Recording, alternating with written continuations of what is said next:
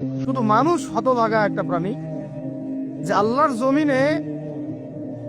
জমিনে থেকে আল্লাহর খেয়ে আল্লাহর পরে আল্লাহর বাতাস থেকে শ্বাস নিয়ে আল্লাহর দেওয়া পানি পান করে আল্লাহ পাকের দেওয়া অর্থ সম্পদ রিজিক স্ত্রী সন্তান সব ভোগ করে আল্লাহরই জমিনে আল্লাহ বিরোধী আইন চালু করে দিয়েছে। এই মানুষই একটা হতভাগা প্রাণী আছে। মন খারাপ করেন না, আমার কথা রাগ করেন না, এগুলো বাস্তব। আর আমার দিকে তেড়ে এসে কোনো লাভ নাই, কারণ এটা হচ্ছে অকাট্য সত্য কথা যে আমরা আল্লাহ পাকের জমিনে আল্লাহর খেলাফতের দায়িত্ব পালন করছি না। আমরা আল্লাহ পাকের জমিনে আল্লাহর নিয়ামতগুলো ভোগ করে আল্লাহ বিরোধী অপশক্তির স্বার্থ রক্ষা করছি। না হলে বাংলাদেশের মতো জায়গায় কেউ ট্রান্সজেন্ডার চালু করতে পারে, একটা 90% মুসলিমের দেশে কেউ সুদভিত্তিক ব্যাংকিং সিস্টেম চালু করতে পারে, মদের বার চালু করতে পারে, জেনার লাইসেন্স দিতে পারে, পতিতালয় লাইসেন্স প্রাপ্ত হয়। কখনো ওই যে যাত্রা পালাগান ঢাক ঢোল ডুগি তবলা বাজতেছে, কেউ প্রতিবাদও করতে পারে না, করতে গেলে তাকে বলা হয় সে মৌলবাদী, সে সন্ত্রাসী, সে জঙ্গি, উগ্রবাদী।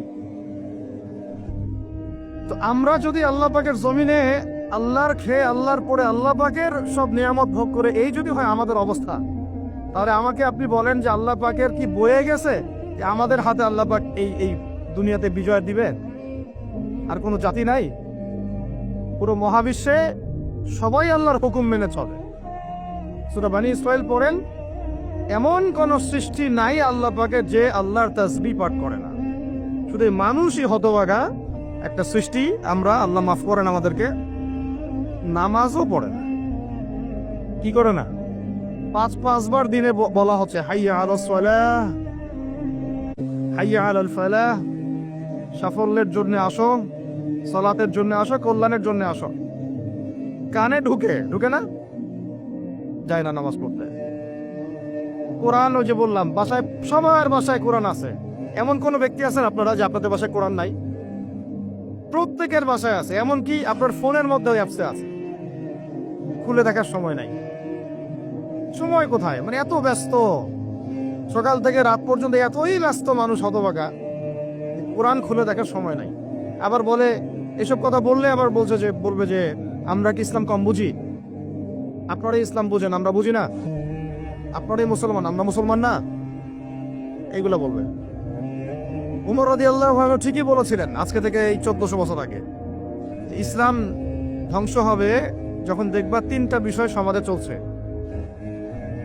এক, দল্লাতুল আলেম, আলেমরা যখন পথভ্রষ্ট হয়ে যাবে তখন সমাজে ইসলাম ধ্বংস হয়ে যাবে।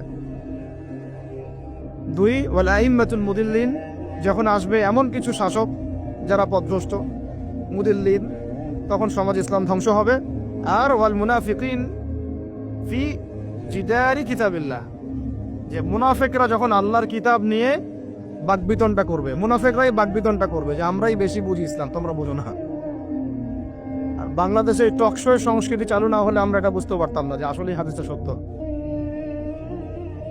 মাথার উপর দিয়ে যায় কথা কিছু না, পরে লেকচার রিপিট শুনে নিন।